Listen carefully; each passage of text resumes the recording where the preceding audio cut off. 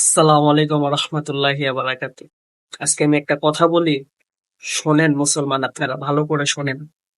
আল্লাহ কসম করে বলতেছি, দূর থেকে ওয়াজ মাহফিল করার জন্য একটা ইমামকে নিয়ে আসেন, তখন তাকে 50,000 টাকা দিতে আপনার গায়ে বাজে না?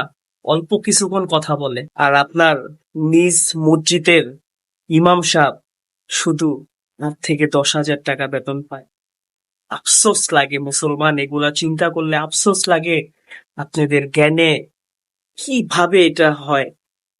কাল হাসরের ময়দানে আপনাকে এর জবাবদিহি করতে হবে। আপনি নিজ মসজিদের ইমামকে 8 থেকে 10,000 টাকা দিতেছেন, আর দূর থেকে একজন ইমামকে নিয়ে আইতেছেন অল্প কিছুক্ষণ কথা বলবে, এটার জন্য তাকে 50,000 টাকা বাজেট করেন। আপনার কাল হাসরের ময়দানে এটার জন্য কঠিন জবাব দিতে হবে, কঠিন জবাব দিতে হবে। আমি ইব্রাহিম বললাম, আপনাকে কঠিন জবাব দিতে হবে।